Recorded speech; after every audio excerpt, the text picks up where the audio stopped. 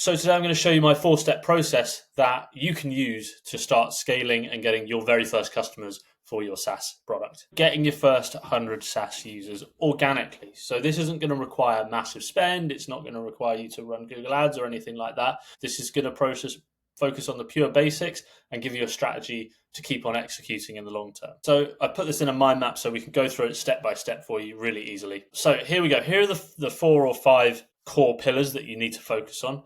And I want to start at the top, SEO, because it is still one of the easiest ways to generate organic traffic to your website and organic signups. Now, when I talk about SEO, I want to be clear in that a lot of people, and for me for many years, thought that means getting to the top of Google. Now I feel it encompasses a wider landscape than this. When I think about SEO, I think about I want to optimize or give my content and my website and my media the biggest opportunity to be the answer to someone's problems or questions, whether that's on Google, whether that's on YouTube, whether that's through Pinterest, TikTok, anywhere on the internet, basically. That's what I'm optimizing for. And that's a really important distinction. And we'll get to why that's important in a minute when we come to talk about the type of content you should be putting out that's going to attract signups to your business. So if we look at just the basic solid SEO, this does apply to your Google and search engines. And I just want to explain that you don't need to overcomplicate it or come up with some crazy SEO strategy and spend hours trying to create the perfect SEO content strategy. What I really want you to focus on your website are the really core fundamentals of making sure that search engines and other bots on the web can read your website properly. That means having clean URLs that are not overly technical. They've got perhaps keywords in them, and they're not going to scare users off by clicking on them because they look and feel like a memorable, friendly URL rather than lots of data, numbers, dates in there. Your meta tags, making sure that the title of your pages and the information in the metadata behind it represents your page and is enticing and clickable and relevant to the subject you're talking about, as well as including keywords in there. Fast loading speed, that's just common sense now. You've got to be able to load quickly on mobile and PCs. The last thing you want is someone that probably would convert.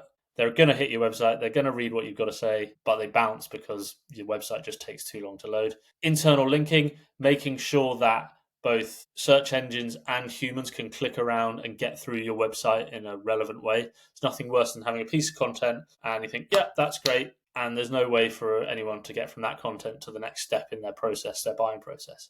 Page is indexable, obviously, making sure that search engines can actually produce your page, or other content is indexable. Stupid stuff like producing YouTube videos but setting them to private or via having the link only. Making sure your content is actually findable is an important part. And here's the next really big thing. Your content is actually useful to people. Now, that brings me on to problem-solving content here. Problem with SEO, as I just said, SEO isn't about ranking on Google. It's about optimizing your content to be offered as the answer to someone's problems and questions. And if you've ever read any Google-optimized SEO content, you'll know that now a lot of it's just garbage. I'm sorry, but that's the actual truth. It's just designed to chase rankings and put the keywords in the right place. And you end up sifting through thousands of words of irrelevant stuff because you already know what something is, or the context is wrong, or it's just random FAQs. And at the end of the day, it's even hard to repurpose. You can't use it for other content mediums, whether that's video or TikTok or YouTube or email, because it's actually mainly useless garbage that's just filled with keyword-rich information. And these days you hear everyone say, you've got to be creating content for your business. I think they're wrong. You don't want to start creating content for the sake of content.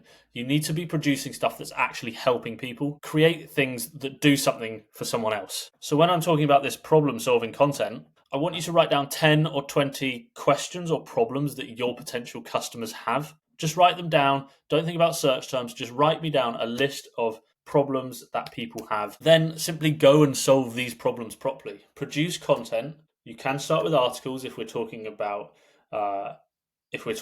ranking organically on search engines. Start by actually producing stuff that helps people solve their problems. And that means not going to the top of Google and summarizing content that's already there. Actually go and talk to real people, listen to their frustrations, listen to their half-formed thoughts, listen to their unmet needs, and then go and solve these problems in your content. Once you've done that, you can then go and match it to your keyword research for Google. Because we're producing content that can be reproduced across other mediums, go and do your keyword research for Google, but also think about how you can put it into emails, into YouTube, things like that. You don't need to worry about keyword volumes and getting lost in these tools. What you're doing is you're taking the seed of the idea, the seed of the problem, those sort of words people might use, and then going finding the way they actually word the question to then use in the title and throughout your content, and the way you title stuff on perhaps TikTok or YouTube and other areas that people are searching. Pinterest as well is a great one, particularly for women's niches. And when you realize you'll start to rank, you realize ranking is the outcome, not the objective of your content. If you start your content with the objective of simply to rank, then it's unlikely to actually be helpful to people. If we flip that on its head and say we're going to help people, and the outcome of that is we're going to rank well on wherever they're looking for us, then that's the solution we want, because our content is solving problems. So when they find it, they're more likely to convert into customers. And to give you an example of the results you might see from a Google search perspective, even if you go and write 20 blog posts or 10 blog posts, and one of them ranks and one of them starts ranking in a couple of weeks, I've seen that easily bring in 30 signups, 40 signups from that blog post as things start to build. Whereas you get a lot now, you produce a ton of SEO content, and the stuff that ranks, yeah, it gives you some vanity metrics, but because it's not really solving a problem, it doesn't actually bring you any customers to your business. Next thing you can do is actually provide a fully fleshed out help center on your website.